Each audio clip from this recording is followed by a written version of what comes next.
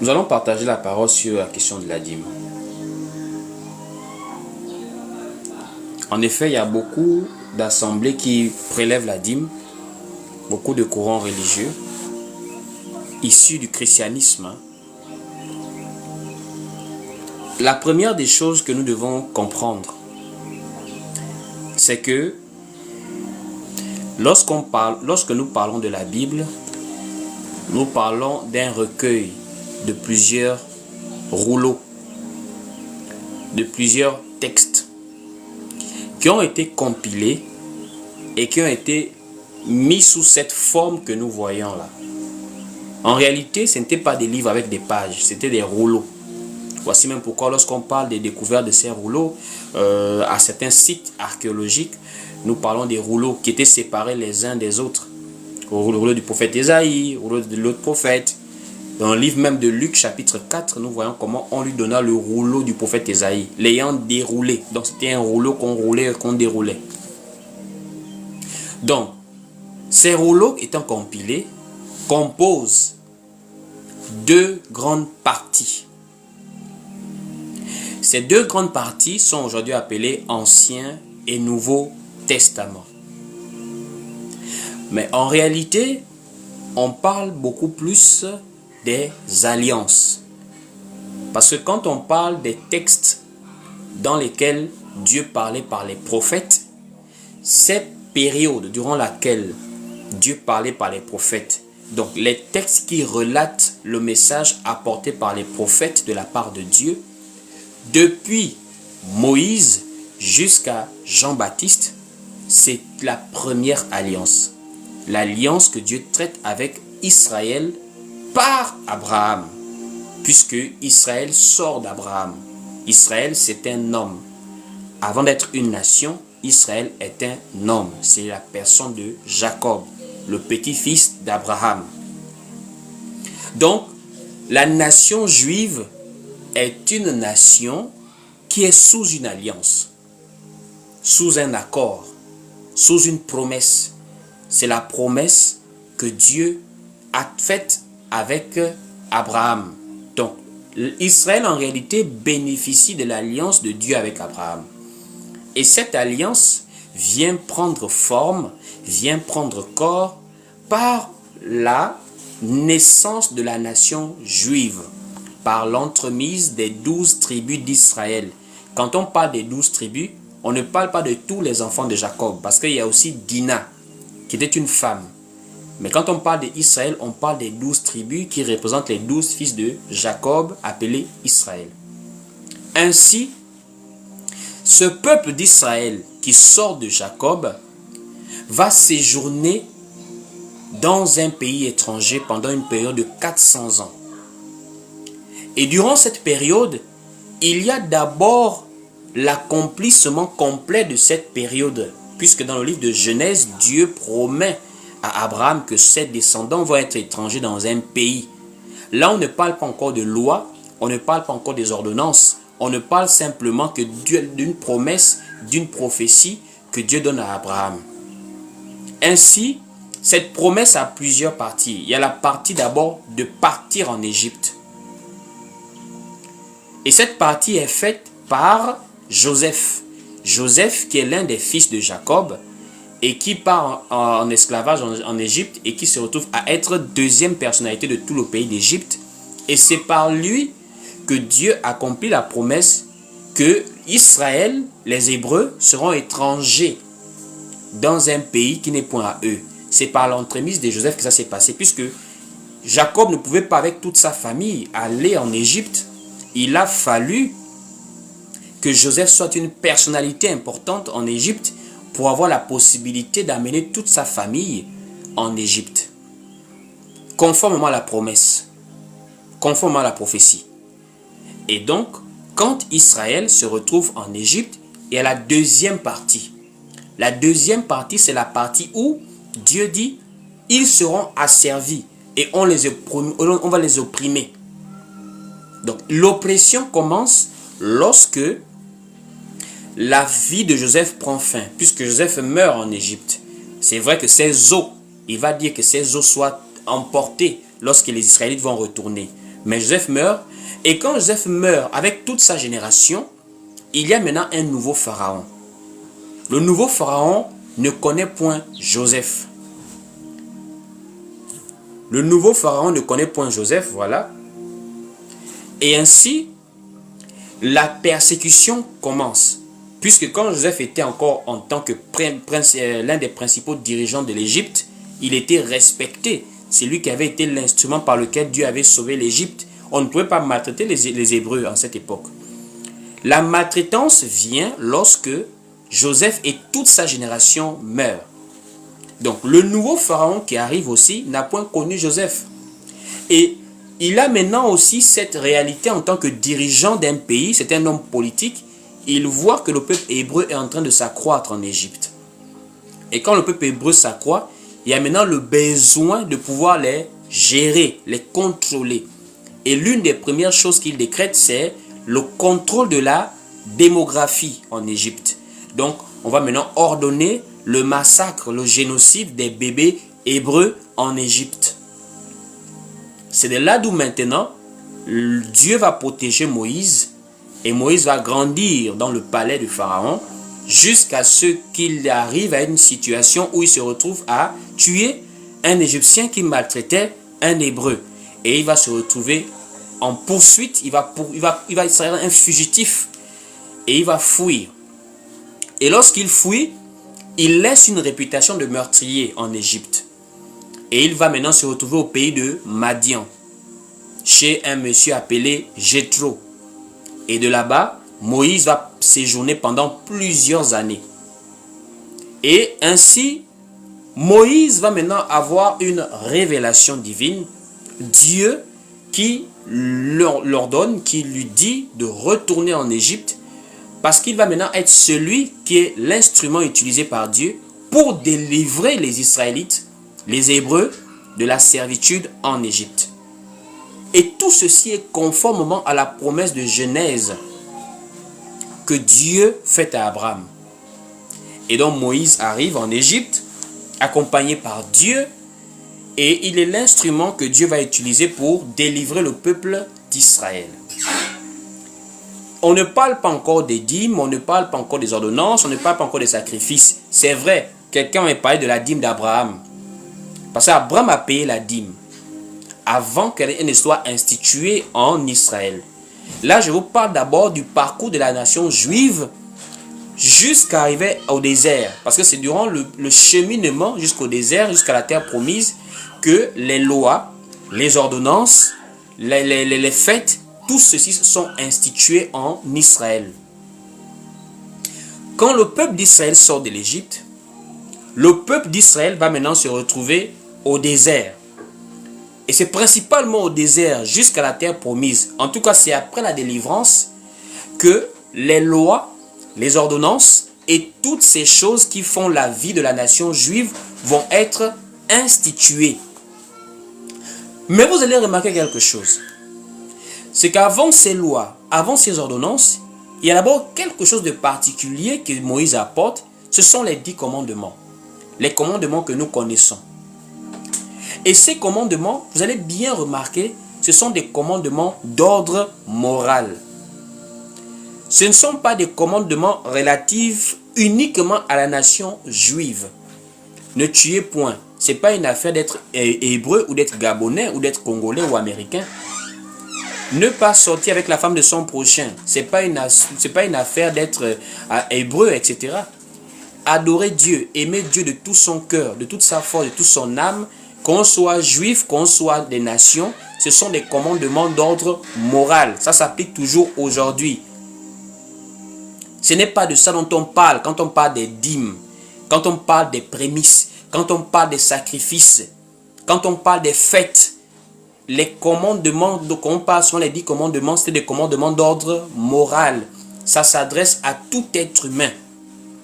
Voici pourquoi ces commandements même sont parfois inscrits même dans le cœur de tout homme. L'apôtre Paul en parle dans le livre de Romains chapitre 2, où il dit, il y a des personnes dans les nations, mais qui ont la loi de la conscience dans leur cœur. Ce sont des gens qui savent que voler n'est pas bien, mentir n'est pas bien, Prendre la femme de son prochain n'est pas bien. Ôter la vie, c'est pas bien. Et ça, ce sont les commandements que vous entendez parler souvent des 10 commandements. On ne parle pas encore des dîmes. On ne parle pas encore des fêtes. On ne parle pas encore des sacrifices. Donc, quand on laisse ces commandements-là, on rentre maintenant dans les ordonnances liées à la nation juive. Et ces ordonnances, il y a des lois. Il y a des lois cérémonielles, il y a des lois religieuses, il y a des fêtes. Et donc, tout ce qui découle de ces lois cérémonielles, religieuses, les fêtes, ce sont des lois qui sont liées à l'alliance que Dieu fait avec Abraham pour sa descendance physique appelée Israël. C'est une nation physique. Ce sont des fils qui sont sortis des reins de Jacob, qui sortent des reins de Isaac, qui sortent des reins de Abraham, un être humain physique. Donc, une fois qu'on enlève les 10 commandements en question, qu'on entend souvent les 10 commandements, on parle maintenant des lois. Et ces lois sont uniquement liées à la nation juive. Voici pourquoi vous allez remarquer, on parlait souvent de l'étranger. Remarquez bien ces lois. Même quand on parle des dîmes, on parle aussi même des étrangers. Ça veut dire au cas où un étranger séjourne en Israël. Pourquoi on parle d'un étranger? C'est parce qu'on ne parlait pas des lois pour tous les êtres humains. On parlait des lois pour les Israélites. Et dans ces lois, il n'y a que des ordonnances liées à la nation juive. Voici pourquoi tout ce qui tournait autour de l'application de ces ordonnances, les acteurs, les instruments qui étaient utilisés humainement parlant ne venaient que des juifs. Les sacrificateurs, c'était les fils d'Aaron. C'était eux qui prélevaient les dîmes par exemple. Ce n'était pas tout le monde, ça ne concernait pas l'Église. L'Église est un peuple spirituel qui est représenté par des êtres humains physiques. Mais quand on parlait d'Israël, c'est toute une nation. C'est comme on parle des Gabonais, c'est comme on parle des Congolais. Ce sont les Congolais, ce sont les Gabonais, ce sont les Américains. Donc quand on parle des dîmes, des ordonnances, des fêtes, c'était les Juifs. C'était pour eux. Donc, quand on a déjà compris ça, on peut maintenant aller commencer à identifier, par exemple, comment ces choses se sont établies. Puisqu'on ne parle pas des dîmes comme ça. Les dîmes viennent de quelque chose. On ne parle pas des fêtes comme ça. Les fêtes viennent de quelque chose. Il y avait des lois cérémonielles. Il y avait des lois religieuses. Il y avait des lois qui permettaient le fonctionnement de la nation juive. Il y a tellement de lois comme ça. Si vous voulez avoir la connaissance de ces lois, prenez le livre de Lévitique, le livre de Nombre, le livre de Deutéronome. Ces livres qui font partie du Pentateuque ou encore du Tanakh, du Pentateuque, qui est les premiers livres écrits par Moïse. Nous avons Genèse, Exode, Lévitique, Nombre et Deutéronome. Ce sont ces 5 livres qui font partie du Pentateuque. Ça veut dire, ce sont des livres en réalité où Dieu établit en fait le fonctionnement de la nation juive en termes de loi, en termes de rites, en termes de us et coutumes. Surtout Nombre, Lévitique, Deutéronome. Parce que quand on parle de Genèse, on parle principalement de la création et du premier peuplement de la planète, de la terre. Parce que quand on voit Genèse, on voit la création, on voit aussi les premiers peuplements et on voit aussi la dispersion des peuplements au niveau de la terre. Comment les peuples se sont dispersés après le déluge. L'ancien monde, le premier monde et les lignées. La lignée de Caïn, la lignée de Seth, jusqu'à Abraham. Et quand on quitte de Abraham, on voit la formation de la nation juive. Et quand on arrive à Exode, on voit Exode maintenant, c'est le départ de l'Égypte pour maintenant la terre promise. Et c'est à partir d'Exode, en venant par le nombre de Lévitique, Nombre, Deutéronome, qu'on voit maintenant comment les lois autour de la nation juive s'établissent. Ainsi, frères et sœurs, tout ce qui concerne ces lois-là, ces ordonnances-là, je le répète, c'était lié aux Juifs. Et les Juifs, c'est normal, c'est comme tous les peuples. Nous sommes des Africains. Nous avons des groupes ethniques, nous avons des tribus, nous avons des clans. Mais il y avait des différenciations dans les us et coutumes en fonction des tribus, en fonction des clans. Au Gabon, ici, principalement, il y a les gens du Nord, les gens du Septentrion, le Grand Nord, les Fans. Et les Fans, par exemple, ils ont plusieurs coutumes qu'on ne retrouve pas forcément chez les gens du Sud. Pour les Gabonais, je ne sais pas s'il y a des Gabonais sur le live. Les gens du Sud, on a par exemple les Pounou, on a par exemple les Kota, on a beaucoup de gens du Sud. Par exemple, au Grand Nord, on avait la coutume du veuvage. La coutume du veuvage était une coutume assez difficile pour les veuves. C'était des sévices d'ordre même physique et psychologique qu'on faisait vis-à-vis des veuves parce que selon les croyances ancestrales, c'était comme cela qu'on faisait un détachement entre l'âme du défunt et la femme qui reste en vie en tant que veuve. On avait par exemple la pratique de couper les cheveux, on rasait complètement la tête de la femme, elle passait par des sévices pour, soi-disant, chasser l'esprit du défunt. Ce sont des coutumes liées au groupe ethnique Fan, qui ne sont pas forcément applicables à tous les autres groupes ethniques, ça veut dire à tous les autres peuples. C'est comme ça aussi que nous voyons la nation juive, quand nous voyons ce que vous appelez l'Ancien Testament là. Voici pourquoi le livre de Hébreux, chapitre 1er, au verset 1er, la parole est claire. Après avoir autrefois, à plusieurs reprises et de plusieurs manières, parlé à nos pères par les prophètes. Le nom du livre, c'est Hébreux. Et la parole dit bien, l'écrit dit bien, après avoir à plusieurs reprises et de plusieurs manières parlé à nos pères par les prophètes. Et quand on parle des prophètes, ils sont très clairement bien cités dans les Écritures. On commence depuis Moïse jusqu'à Jean-Baptiste. Dieu parlait par les prophètes. Et il dit maintenant, dans ces derniers temps, il nous a parlé par le Fils. Nous, on ne connaît pas Moïse.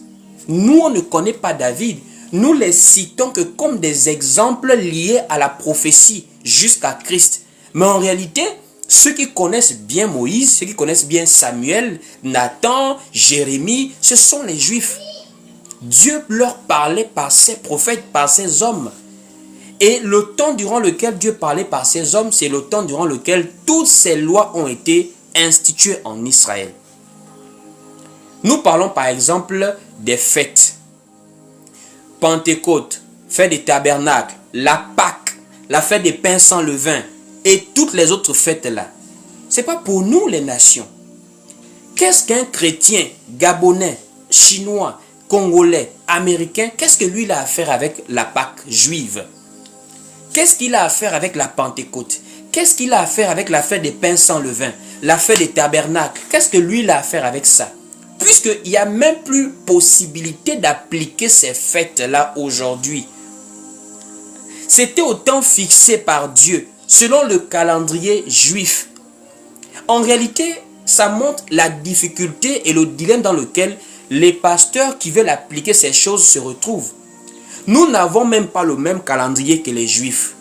Comment voulez-vous appliquer des célébrations que Dieu a instituées selon le calendrier que Moïse utilisait avec les Hébreux? Nous n'avons pas ce calendrier. Donc vous voulez célébrer la Pâque, vous célébrez la Pâque quand? C'était le premier mois, le 14e jour du premier mois de l'année juif. Nous avons un calendrier grégorien. Comment est-ce que tu vas aller positionner la fête de Pâques dans le calendrier grégorien? Comment est-ce que tu vas aller positionner la fête de pain sans levain dans le calendrier grégorien? Autre chose, c'était selon les lieux que Dieu aussi établissait. Ce n'était pas n'importe où qu'on célébrait ces choses. La Pentecôte, le jour de la Pentecôte par exemple, dans Actes chapitre 2, c'était à Jérusalem. Les Juifs quittaient partout sur la terre pour arriver à Jérusalem. Mais toi, tu es Gabonais, tu vas célébrer la Pentecôte comment? Tu vas te déplacer pour aller en Israël. Mais en Israël, ce n'est plus les Israélites qui dirigent cette nation. Vous pensez, quand on parle des Israéliens de la Bible, ce sont les Israéliens qu'on voit au jour d'aujourd'hui là. Ceux qui sont en guerre avec les Palestiniens. Ça n'a rien à voir. Aujourd'hui, on parle de Israéliens. C'est différent de Israélites. L'apôtre Paul, quand il parle de sa vie, quand il se présente, il parle d'Israélites. Aujourd'hui, plusieurs Israéliens ne savent même plus leur souche, leurs origines, leur arbre généalogique. Est-ce qu'il y a encore le temple en Israël? Est-ce qu'il y a encore les sacrificateurs en Israël? Mais vous partez célébrer la Pentecôte comment aujourd'hui? Quand on parle des dîmes, c'est la même chose. Les dîmes sont instituées comment en Israël? Israël arrive à la terre promise, c'est une terre, c'est un endroit. Et il faut maintenant établir le fonctionnement de la nation. Et l'une des bases, c'est bien sûr le travail. Pour pouvoir créer de la richesse, pour pouvoir créer des biens de consommation. Il faut que des familles aient de quoi se nourrir, pour vivre, etc. C'est là où maintenant il y a des distributions des terres. Et Dieu qui conduit la nation d'Israël, parce que ce n'est pas une nation comme tout le monde. Les Israélites sont conduits par des prophètes. Bien que à plus tard, ils ont demandé à avoir des rois comme les autres nations, d'où l'institution également des rois, avec Saül comme premier roi et les autres qui ont suivi. Mais en réalité, c'était les prophètes, les représentants directs de Dieu qui conduisaient la nation juive. Parce que la nation juive est une nation d'adorateurs depuis le patriarche Abraham. Ainsi, les prophètes deviennent maintenant comme aussi des acteurs majeurs du fonctionnement de la nation juive. Et qui dit prophète dit également adoration. Et quand on parle de adoration, il faut maintenant des gens qui sont dans le service pour l'adoration. C'est de là d'où maintenant, dans la distribution des terres, puisque les Juifs travaillaient, voici pourquoi il y avait le Shabbat. Le Shabbat, c'était le jour où ils devaient se reposer pour aller adorer Dieu. Pour aller répondre à la sainte convocation hebdomadaire, une fois par semaine, le samedi, le Shabbat. Mais qui va donc être au service de Dieu? Puisque Dieu a institué beaucoup de choses. Il y a la tente d'assignation, il y a l'arche de l'alliance, il y a beaucoup de choses, l'arche de l'éternel. Il y a beaucoup de choses. Il y a les ustensiles pour l'adoration. C'est de là d'où maintenant, il faut maintenant des personnes qui soient consacrées pour pouvoir faire ce travail. C'est de là d'où maintenant Dieu choisit les fils de Aaron, de la tribu de Lévi, pour se charger de ce travail. Ça veut dire, eux, leur vie se passe dans la tente d'assignation. Jusqu'à quand le temple va aussi être bien construit, c'est là où ils vivent, c'est là où ils passent le clair de leur temps parce qu'ils sont consacrés à servir Dieu. Maintenant, comme ils sont consacrés à servir Dieu, ils ne peuvent pas faire autre chose. Il y a maintenant un impôt qui est prélevé. En fait, la dîme, c'est comme un impôt. Regardez simplement comment vos pays marchent. Vous pensez que dans des pays sérieux, je ne parle pas des pays où, je parle des pays sérieux. Prenons un peu les grandes démocraties par exemple. Il y a des pays qui n'ont pas le pétrole comme le Gabon. Il y a des pays qui n'ont pas par exemple le bois comme beaucoup de nos pays en Afrique ici. Nous, l'Afrique a beaucoup de richesses. Mais vous allez voir un pays comme la Suisse qui n'a presque aucune richesse dans le sous-sol, mais est très riche. Il y a par exemple la mise en place des impôts, la fiscalité. Donc chaque citoyen qui travaille, qui génère de la richesse, a maintenant un impôt qui est prélevé dans ses revenus pour pouvoir soutenir le fonctionnement du pays. C'est avec ça qu'on construit, c'est avec ça qu'on paye des fonctionnaires, c'est avec ça qu'on fait ceci ou cela. Mais en Israël, c'était particulièrement la tribu de Lévi qui était consacrée au service de l'Éternel, qui bénéficiait principalement d'abord de cet impôt prélevé dans les autres tribus. Parce qu'il ne fallait pas qu'ils puissent être dans le manque. Il y avait ce qu'on devait donner à Dieu comme sacrifice. Il y avait ceux qui devaient soutenir les Lévites. C'est maintenant en cela maintenant qu'on met en place les dîmes au pluriel. Parce que dans la nation juive, en dehors des Lévites qui étaient consacrés, il y avait également des nécessiteux. Donc, comme je disais, en Israël, les Lévites, qui étaient des personnes qui ont été consacrées maintenant à servir, se retrouvent maintenant aussi dans une liste des nécessiteux qu'il faut aider. Et dans cette liste, il y avait les veuves, il y avait les orphelins. Et comme la dîme se faisait dans un sens d'adoration, puisque c'était une ordonnance, la personne elle-même devait aussi manger la dîme. Et comme la nation juive était une nation qui, selon les ordonnances, devait exercer l'hospitalité, parce que les Juifs connaissaient ce qu'on appelle être étrangers. Ils avaient été étrangers en Israël, en Égypte, donc ils connaissaient qu'il fallait bien traiter les étrangers. Voici pourquoi il y avait aussi le soutien aux étrangers. C'est dans cela maintenant que les dîmes sont instituées. Et quand ces dîmes sont instituées, ça respecte un ordre bien précis. Ça respecte un ordre bien précis. Ce n'est pas n'importe comment qu'on faisait ça. Ce n'était pas n'importe quelle date qu'on donnait la dîme, qu'on prélevait la dîme. Tout était institué par Dieu, donnant la révélation aux prophètes ou encore aux sacrificateurs pour établir ces choses. Ainsi, le livre par exemple de Deutéronome chapitre 14 donne quelques exemples de la manière dont les dîmes étaient prélevées en Israël. Première des choses qu'il faut très clairement comprendre, la dîme n'était pas de l'argent. Et on ne peut pas dire que, comme à l'époque, c'était une autre époque où on pouvait donner, on travaillait avec des vivres, de la nourriture, de la cueillette. Aujourd'hui, comme c'est avec l'argent qu'on nous paye, c'est avec l'argent qu'on donne. C'est un problème. Pourquoi? N'oubliez pas qu'en Israël, à l'époque où on parle de la dîme, l'argent aussi circule déjà. Donc eux aussi, ils peuvent très bien dire, c'est lourd à porter, moi je vais donner l'argent au sacrificateur. Non. C'est un piège dans lequel beaucoup de personnes vont vous amener pour dire, non, au jour d'aujourd'hui, comme c'est pas, comme nous on travaille dans les banques, on va prendre l'argent. Non, non, non, non. Eux aussi, ils avaient des activités et ils étaient payés en argent. Mais l'argent ne rentrait pas dans le temple. L'argent n'entrait pas dans la tente d'assignation. Qu'est-ce qu'un bon lévite va faire avec de l'argent? Le lévite, lui, doit offrir des sacrifices. Et il doit prendre sa part pour manger. Donc déjà, premièrement, la dîme, c'était une offrande. La dîme, c'était quelque chose qu'il fallait donner en sacrifice.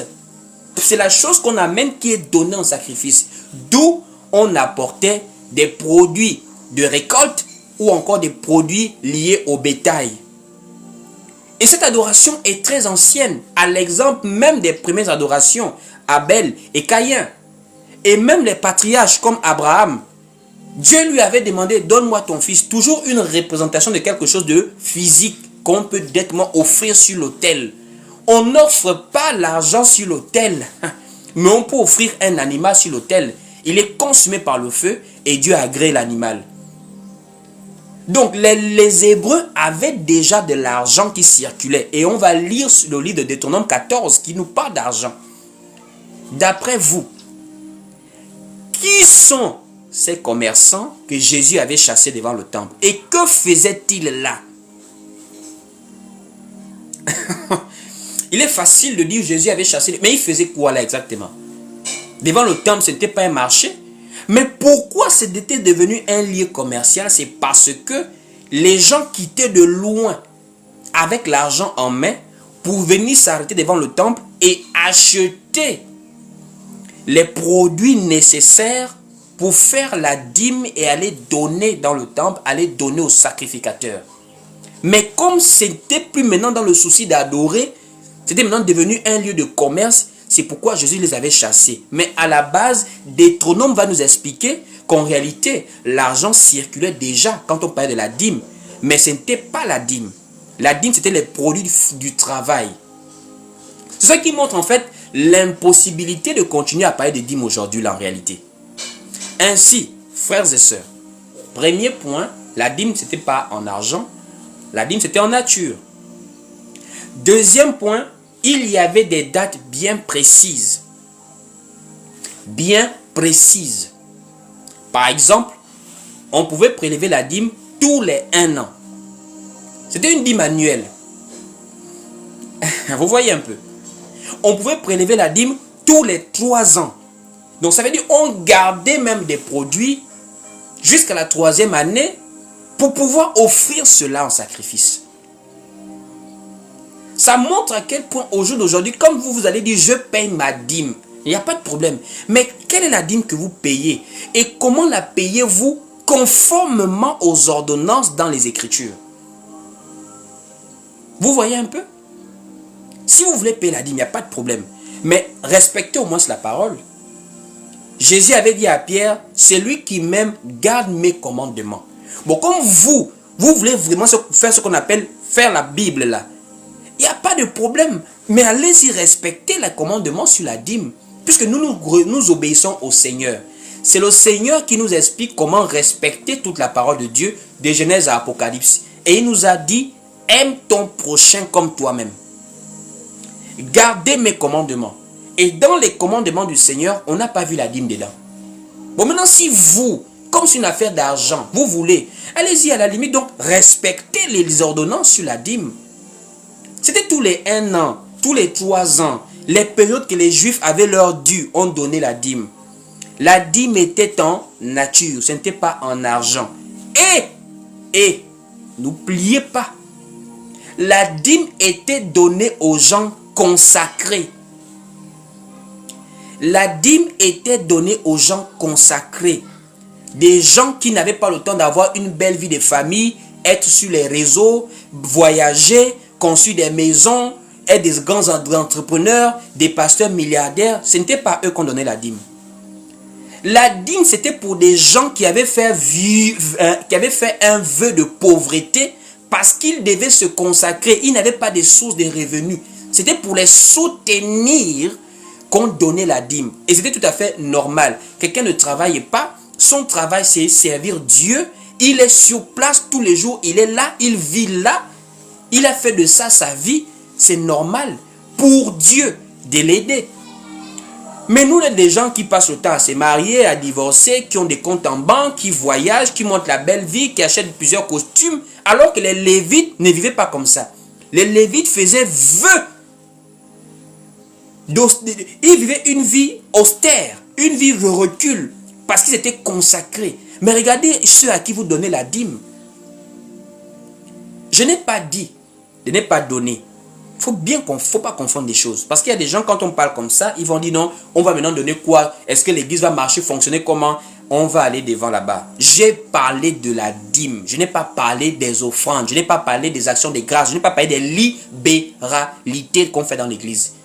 Je n'ai pas parlé des collectes. J'ai parlé des dîmes. C'est la dîme là dont on parle que ce n'est plus d'actualité parce que ça faisait partie des ordonnances relatives à la nation juive. Voici pourquoi tout était lié aux Juifs. Donc on donnait la dîme à des gens qui avaient une vie reculée, une vie de recul, une vie de privation, une vie de consécration. Un autre point sur la dîme était donnée au temple de Jérusalem. La dîme était donnée au temple de Jérusalem. Je répète, la dîme était donnée au temple de Jérusalem. Peu importe ce qu'on peut vous dire, allez-y chercher à donner votre dîme au temple. Cherchez chez les Israéliens là-bas, allez-y voir le premier ministre Benjamin Netanyahou, posez-lui la question, où puis-je aller dans les musées israélites pour voir la nation juive et chercher la tribu de Lévi pour pouvoir donner la dîme à ceux qui sont des Lévites. Et même encore là, vous allez être rattrapé par la parole. Parce qu'il y avait un Lévite. Il y avait un Lévite là à l'église, Barnabas là, qui lui a même donné la collecte. On ne lui a pas donné la dîme. Ça montre l'infaisabilité de payer la dîme aujourd'hui. Maintenant, on va lire quelques passages.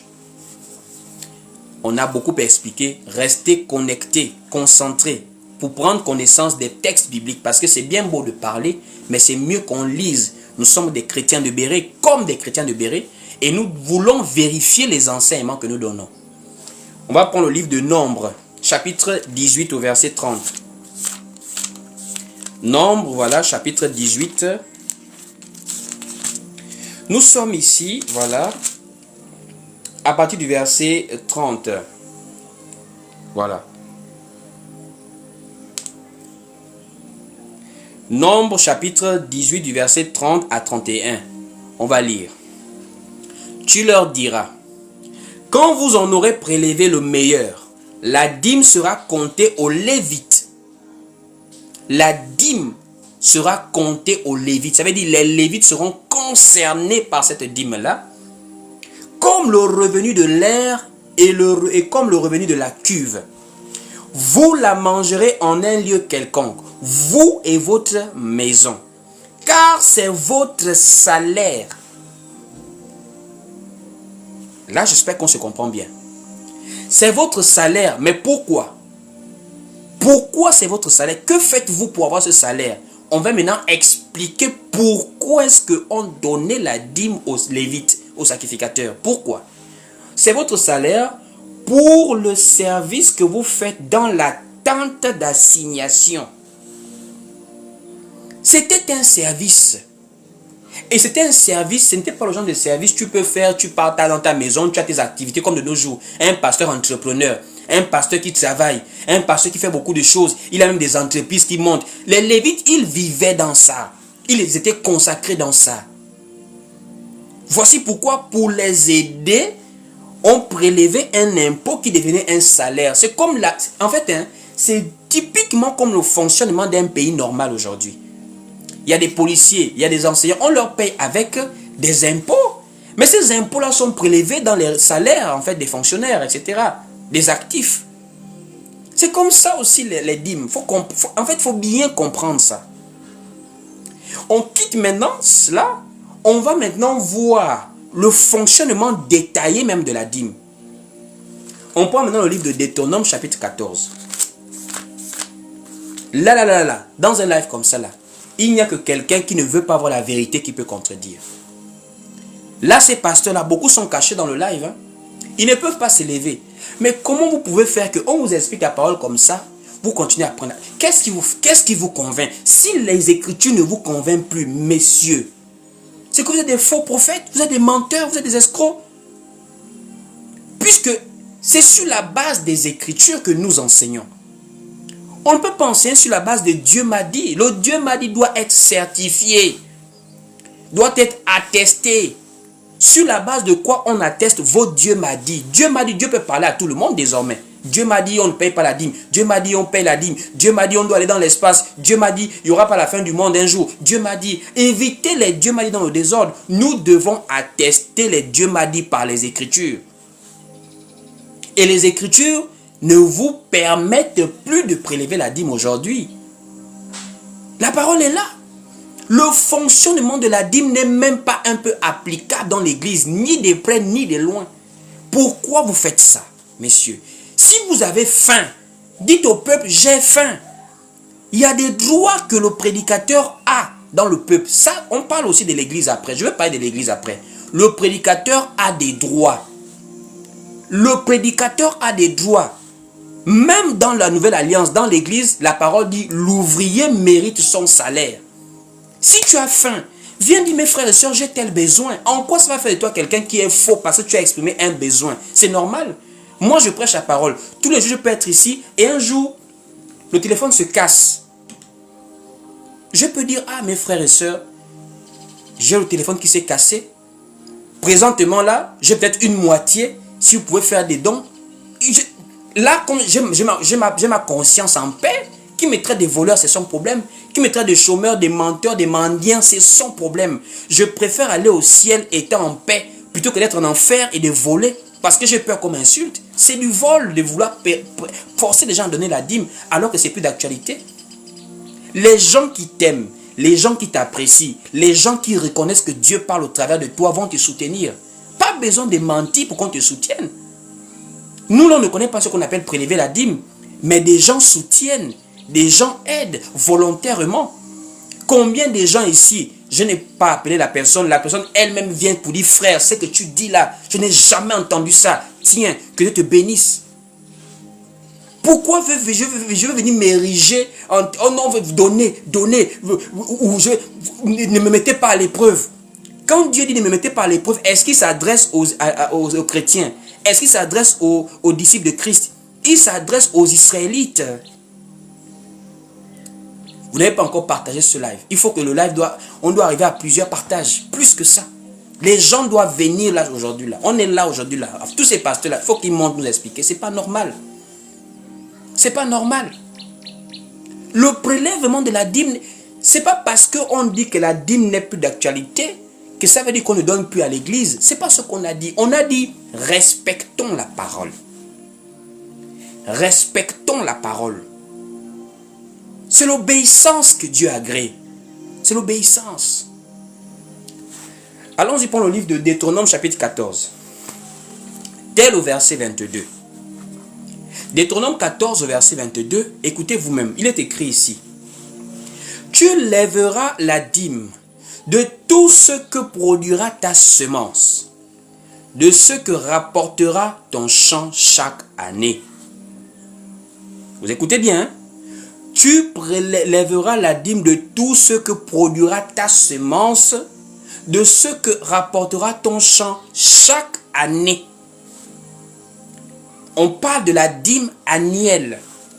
Est-ce que toi, tu respectes ça, ma soeur ou mon frère? Parce que vous allez voir des gens qui me disent, non, moi, quand j'ai commencé à payer la dîme, mes finances allaient bien. Quand j'ai commencé à payer la dîme, ma vie a changé. Vous ne connaissez pas ce qu'on appelle la puissance d'égarement. Le livre de 2 Thessaloniciens plutôt. 2 Thessaloniciens nous dit, parce que les gens n'ont pas reçu l'amour de la vérité, aussi Dieu, c'est Dieu qui fait ça. Il leur envoie une puissance d'égarement, afin qu'ils croient au mensonge et soient condamnés. Toute la prospérité que tu as là, parce que tu payes la dîme là, continue mon frère. Tu es dans l'égarement. Et l'égarement va t'amener à croire plus à la dîme. Voici pourquoi tu es prospère. Tu continues à donner la dîme, tu vas encore avoir la promotion au travail. Paye la dîme, tu vas voyager, tu vas avoir l'argent, tu vas avoir la promotion au travail, paye la dîme. Apocalypse dit que celui qui se souille encore. Que celui qui se sanctifie encore. Là, nous sommes au niveau du positionnement. Jésus est déjà à la porte. Il cogne. Si quelqu'un entend ma voix, il entre. Et il ouvre. J'entrerai chez lui. Je souperai avec lui. Et lui avec moi. Les gens n'ont pas compris ce que c'est que cette parole-là. Je ne vais pas développer ça maintenant. Là, c'est pour un autre live. Jésus dit, je souperai. Souper, c'est quoi? Qui peut me mettre en commentaire qu'est-ce que le souper? Le souper, c'est un repas. Mais c'est quel repas? Quelle est la particularité de ce repas, le souper? Il y a une prophétie derrière cette parole que Jésus dit que non. Voici, je frappe. Si quelqu'un entend ma voix, il ouvre, j'entrerai chez lui. Je souperai avec lui et lui avec moi. Qui peut me dire en commentaire? C'est que le souper la cache. Ah, Seigneur Jésus. Le souper la cache quoi? Le souper, c'est le repas que l'on prend le soir. Le souper, c'est le repas que l'on prend le soir. Conformément à la parabole des 10 vierges. Au milieu de la nuit, on cria, voici l'époux. C'est-à-dire quand Jésus est déjà à la porte, il frappe. Il vient déjà prendre le souper, ça veut dire le départ est déjà là. Faut payer la dîme, maman. Moi, je vous encourage, payez la dîme. Parce que c'est l'égarement qui est dedans là. Un véritable enfant de Dieu ne peut pas être là-bas parce que moi, je paye la dîme parce que ça me rend prospère. Tu connais le nombre des choses qui rendent des gens prospères. Le vol rend prospère. Il y a des gens qui sont assis là. Ce sont des voleurs, ils sont prospères. La sorcellerie rend prospère. La magie rend prospère. Le mensonge rend prospère. L'escroquerie rend prospère. Tu penses que c'est parce que tu es prospère que ça veut dire que Dieu est avec toi? Tu connais les dirigeants de ce monde? Des criminels, des escrocs, des menteurs. Mais ils sont prospères. Vaut mieux une prospérité qui vient de Dieu, même si elle est minime, plutôt qu'une prospérité qui vient du diable, même si elle est grande. Voici pourquoi la parole dit, la bénédiction qui vient de l'Éternel enrichit et elle ne se fait suivre d'aucun chagrin. Voici pourquoi nous nous dormons bien. Nous, on dort bien. On ne dort pas avec la conscience qui nous embête parce qu'on désobéit à la parole. Nous, on dort bien. Quelqu'un te bénit volontairement. Tu manges, tu dors. On n'est pas là parce qu'on a dit à quelqu'un paye la dîme. On n'a pas dit à quelqu'un paye la dîme. Donc, on va lire, on continue notre lecture. Nous sommes dans Deutéronome chapitre 14. Dès le verset 22, on relit maintenant. On dit ici. Tu lèveras la dîme de tout ce que produira ta semence, de ce que rapportera ton champ chaque année. Donc, un an déjà. La dîme annuelle. J'espère que vous respectez ça. Verset 23. Et tu mangeras devant l'Éternel ton Dieu, dans le lieu qu'il choisira pour y faire résider son nom, la dîme de ton blé, de ton mou, de ton huile et les premiers-nés de ton gros et de ton menu bétail, afin que tu apprennes à craindre toujours l'Éternel ton Dieu. Donc, il y a le lieu maintenant. Le lieu que ton Dieu choisira pour y faire résider son nom. Maintenant, je veux comprendre les pasteurs. Moi, je n'insulte pas. Je ne suis pas un sauvage. C'est juste que j'ai un ton de la prédication. Peut-être c'est le Seigneur qui a disposé ça pour que je puisse bien prêcher. Je ne suis pas quelqu'un qui suis agressif ou sauvage. Montez sur le live.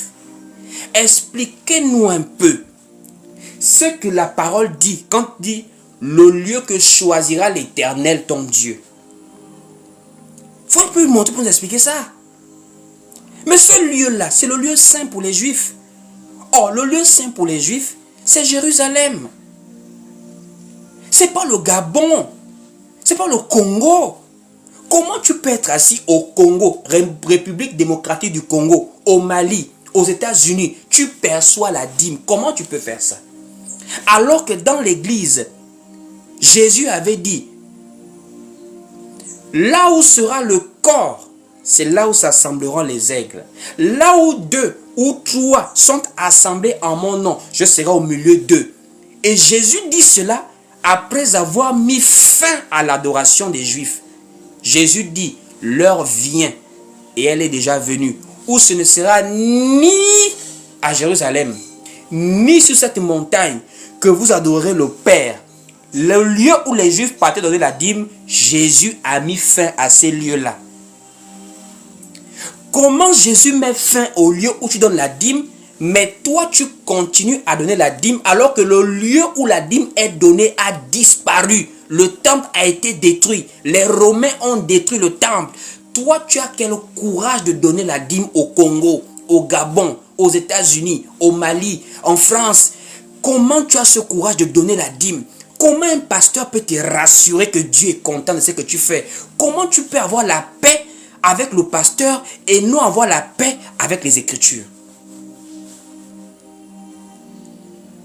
Tu as la paix avec le pasteur. Tu n'as pas la paix avec les Écritures. Mais tu es courageuse, hein, ma soeur. Même avec moi, là, ne cherche pas la paix avec moi. Cherche la paix avec Dieu. Moi, je suis un homme. Je suis faillible. Tout être humain est faillible. Il n'y a que Jésus-Christ qui a été sans péché. Tu es confiante parce que le pasteur dit, vraiment il dit, oh mais non, oh non mais, quel est ce niveau d'endoctrinement comme ça que les gens subissent de nos jours? La parole te montre que ce que tu fais n'est pas bien, mais comme le pasteur est derrière, tu es confiante pour le pasteur.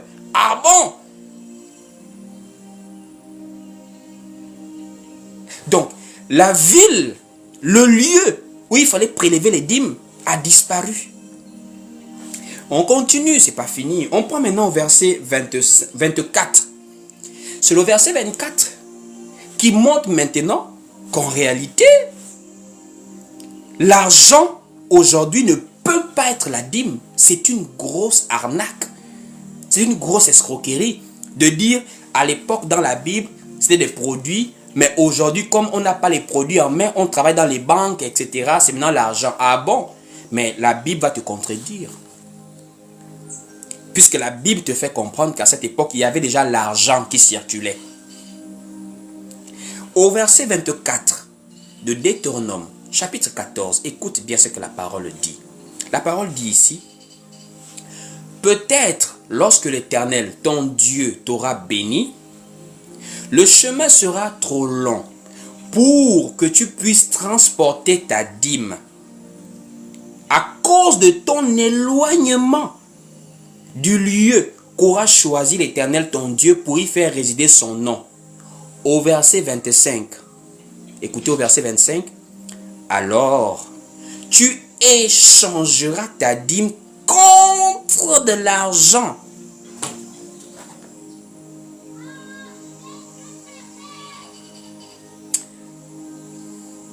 On dit, c'est-à-dire, voici la dîme, voici l'argent. On dit, tu échangeras ta dîme contre de l'argent. Oh! Donc la dîme, c'est pas l'argent. Donc la dîme, c'est pas l'argent. Oh! Attendez, pasteur. Mais ce qu'on te donne là, c'est pas la dîme, ça c'est l'argent. On faisait déjà ces échanges dans Deutéronome chapitre 14, verset 25. On échangeait la dîme contre de l'argent. Ça veut dire on échangeait les produits contre de l'argent. Pourquoi on faisait ça? C'est parce qu'il y avait des gens qui restaient loin de Jérusalem. Et en route, la nourriture peut pourrir. Les animaux peuvent mourir de soif ou de fatigue, peu importe. Donc, la distance ne permettait pas aux gens de transporter les produits de la dîme là jusqu'à Jérusalem. Qu'est-ce qu'ils faisaient? Ils prenaient l'argent, ils vendaient les produits qui leur servaient de dîme et cet argent, ils attrapaient ça et ils marchaient, ils partaient jusqu'à Jérusalem. Arrivés à Jérusalem avec l'argent en main, ils n'allaient pas donner au pasteur. Ils n'allaient pas donner au sacrificateur. Ils avaient l'argent. Ça veut dire que quelqu'un arrive à Jérusalem, il a l'argent. Au lieu de donner directement au sacrificateur, non. Le sacrificateur va faire quoi avec l'argent? Lui, il vit au temple. Il travaille au temple. Il a fait vœu de privation pour ne travailler qu'au temple. Il ne connaît pas la belle vie que tout le monde peut vivre. Il ne connaît pas les voyages. Il ne connaît pas les déplacements. Il ne connaît pas les problèmes de famille. Lui, il vit que pour servir Dieu. Tu donnes l'argent, il va faire quoi avec ça? Voici pourquoi on arrivait à Jérusalem avec l'argent devant le temple. On prenait cet argent et on échangeait l'argent pour racheter des produits. Ce sont ces produits maintenant qu'on entrait avec pour aller donner au sacrificateur. C'est simple et clair. Et je relis maintenant le verset 25 de Deutéronome 14. Alors tu échangeras ta dîme contre de l'argent.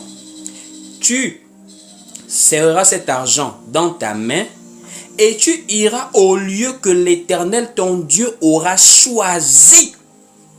Là, tu achèteras avec l'argent tout ce que tu désireras.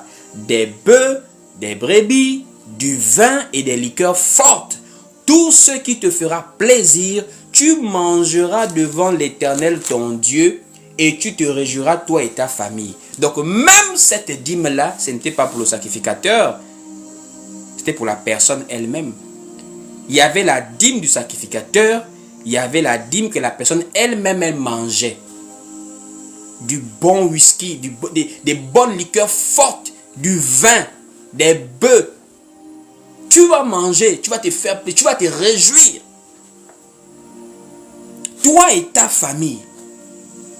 Mais qui se réjouit des dîmes aujourd'hui? Il n'y a que le pasteur. Il y a des pasteurs, voici, aujourd'hui c'est le 40e. Aujourd'hui c'est le 40e. Et les pasteurs qui sont là contents. Hein. Aujourd'hui c'est le 40e là. Aujourd'hui c'est le 19 novembre. Il y a des pasteurs qui sont déjà contents. Ils commencent à avoir le salaire qui arrive. Ils commencent à comptabiliser. Telle personne a donné tant. Il est à l'aise. Mais la dîme là, la personne elle-même se réjouissait. C'était pour la personne elle-même et sa famille aussi. Vous voyez qu'il n'y a aucun respect de la dîme. Hein? On continue. C'est pas fini. Au verset 27, quand tu te réjouis avec ta famille de la dîme là, c'est pas fini. On dit ici, tu ne délaisseras point le lévite qui sera dans tes portes, car il n'a ni part ni héritage avec toi. Donc, on parle du lévite sacrificateur ici, on parle de toi-même. Au verset 28, écoutez un peu ce qui se passe ici là. Donc, il y a la dîme annuelle et il y a la dîme de tous les 3 ans. qui a déjà payé cette dîme-là? Parce que bon, moi, je paye pas de dîme, donc je sais pas ce que ça fait de payer la dîme. Qui a déjà payé la dîme de tous les 3 ans là? Est-ce qu'on peut avoir des témoignages? Est-ce qu'il y a des courageuses qui peuvent nous monter sur le live pour dire, ah, moi j'ai payé la dîme? Tu as payé ça comment? Parce que ici, on va voir comment on fait pour payer la dîme de tous les 3 ans. Au verset 28, on dit ici, au bout de 3 ans, tu sortiras toute la dîme de tes produits pendant la 3e année et tu la déposeras dans tes portes. Alors viendront le Lévite qui n'a ni part ni héritage avec toi, l'étranger, la veuve et l'orphelin qui seront dans tes portes, et ils mangeront et se rassasieront afin que l'Éternel, ton Dieu, te bénisse dans tous les travaux que tu entreprendras de tes mains. Donc, nous avons vu comment, bibliquement parlant, la dîme était instituée. Et même dans Malachie, on parle que des produits, on parle de Jérusalem, on parle des Lévites. Maintenant, certains vont peut-être parler de Jésus qui a parlé de la dîme du cumin. Parce que je vais terminer avec deux dîmes. Il y a la dîme d'Abraham. Pour ceux qui sont sur mon compte abonné, vous-même vous savez que je parle beaucoup souvent de la dîme d'Abraham. Il y a aussi la dîme du cumin. Je reviens rapidement vite dessus pour balayer également cet argument. On va aller prendre la dîme du cumin. Lisons ensemble. Matthieu 23, verset 23. Malheur à vous, scribes et pharisiens, hypocrites, parce que vous payez la dîme de la menthe, de l'âneth et du cumin, et que vous laissez ce qui est le plus important dans la loi, la justice, la miséricorde, la fidélité. C'est là ce qu'il fallait pratiquer sans négliger les autres choses. Quand on a dit ça, est-ce que ça veut dire que Jésus disait aux gens de payer la dîme? Beaucoup de personnes ne comprennent pas ce passage. Ici, quand Jésus arrive, n'oubliez pas que dans Matthieu chapitre 10, Jésus envoie ses disciples et il dit, allez vers les brebis perdues de la maison d'Israël. Donc, premièrement, Jésus vient pour répondre à la promesse que Moïse avait faite d'un prophète qui viendra, qui sera comme lui. Un prophète qui va apporter autre chose, car Moïse a apporté la loi, Christ a apporté la grâce. Donc quand Jésus arrive, Jésus vient répondre à l'appel pour les Juifs. Voici pourquoi il rappelle aux Juifs leur propre loi. En disant ici, vous laissez la justice, vous laissez la miséricorde, mais vous vous attachez rien qu'à donner la dîme. Il faut équilibrer, il faut mettre toutes les choses en pratique. Ça ne veut pas dire que Jésus a prêché la loi. Non, non, non, non, non. Et beaucoup de gens ne comprennent pas à quel moment la grâce a commencé et que la loi a pris fin. Puisque le livre de Romains dit, Christ est la fin de la loi.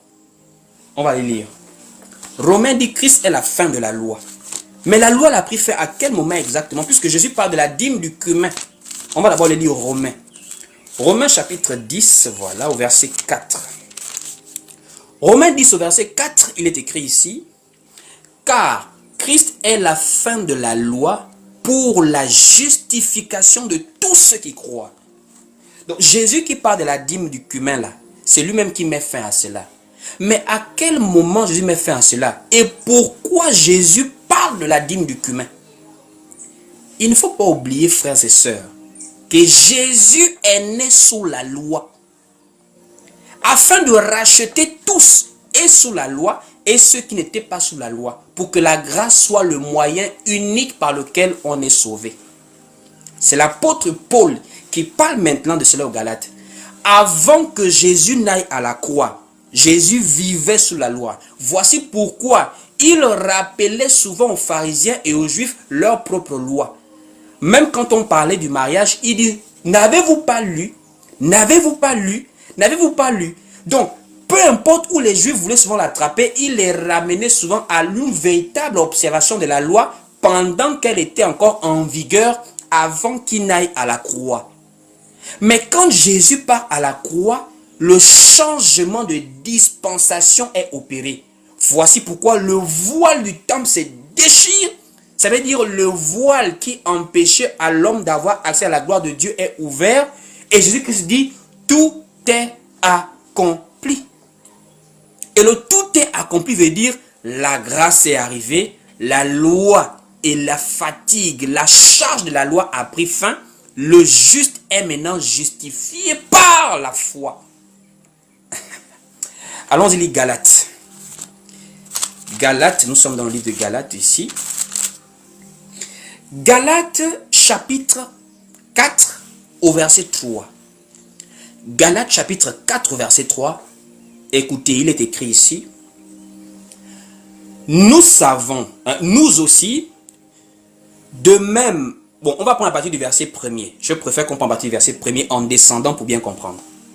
Or, aussi longtemps que l'héritier est enfant, je dis qu'il ne diffère en rien d'un esclave, quoiqu'il soit le maître de tous, mais il est sous des tuteurs et des administrateurs jusqu'au temps marqué par le Père.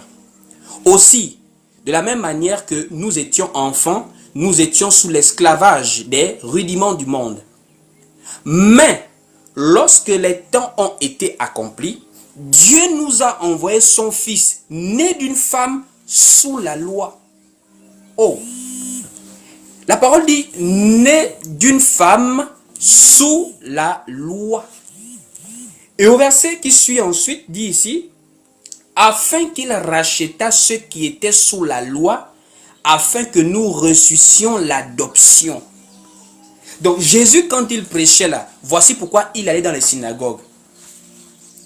Jésus, dans le livre de Luc, on dit, selon sa coutume, il se rendit au temple à Nazareth. Et on lui remet le rouleau du livre. Ça veut dire Jésus est né sous la loi. Il a évolué dans le respect des traditions juives parce que lui-même, il était juif. Mais il avait une mission divine pour le salut de toute l'humanité. Voici pourquoi à la croix, tout a été accompli. C'est pas pour rien. J'ai envie de prêcher, mais il n'y a pas assez de partage. Là, je me sens inspiré à beaucoup prêcher, à sortir des choses. Il faut continuer à partager quand même. On ne tapote même pas assez. Est-ce que vous comprenez maintenant pourquoi Jésus a dit « Je bâtirai mon église ». Jésus ne dit pas « j'ai bâti », alors qu'il était déjà avec les apôtres pendant un bon moment. Mais Jésus dit non, non, non. Jésus dit « je bâtirai ». Matthieu chapitre 16. Pourquoi Jésus dit « je bâtirai », il conjugue au futur. Parce que pendant le temps qu'il est en train de parler, la loi mosaïque est encore en vigueur. Et la loi mosaïque ne peut pas être en vigueur et l'église est déjà née. Voici pourquoi il dit « je bâtirai ». Je bâtirai veut dire quand l'église va prendre corps, la loi sera déjà arrivée à terme. Elle aura déjà été accomplie en moi. Parce que Jésus est l'accomplissement de la loi. Voici pourquoi à la croix, il dit tout est accompli, l'église sort. On lui perce le côté, le sang et l'eau sort qui représentent la vie et la parole. L'église est née. Et quand l'église prend corps, cette église est maintenant établie sous forme d'assemblée dans le livre des Actes des Apôtres. Et c'est de là maintenant qu'on commence à voir la sainte doctrine être établie dans l'assemblée. Et là, on n'a jamais vu un apôtre parler de la dîme. La nouvelle alliance démarre après la crucifixion du Seigneur, pas avant. Donc quand il parle de la dîme du cumin là, c'est la loi. Il ramène le peuple qu'il faut obéir à votre loi. Mais lui-même il savait qu'il partait à la croix pour soulager ce peuple qui était oppressé, surchargé par cette loi-là. C'est à la croix que la nouvelle alliance a commencé. C'est à la croix qu'il a accompli la loi. Et c'est à la croix que l'église prend forme. Et cette église, on voit les Actes des Apôtres, on n'a pas prélevé la dîme là-bas.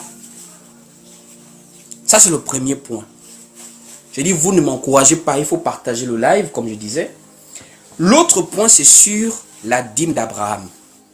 Alors, la dîme d'Abraham, on est tous d'accord que la dîme d'Abraham, le livre des Hébreux est clair, que la dîme d'Abraham, c'était Lévi qui payait la dîme dans les reins de son père, c'est tout. Abraham a payé la dîme une seule fois. Abraham a payé la dîme du butin. Abraham a payé la dîme, il s'appelait encore Abraham. Il était encore sous la promesse d'une grande nation. quand il était devenu Abraham, il n'a jamais payé la dîme une deuxième fois. Il a vu Melchisedec une seule fois pour montrer qu'il devait être béni par le supérieur. Melchisedec qui est Christ. Donc l'affaire de la dîme, de long en large, nous savons que la dîme n'est plus d'actualité.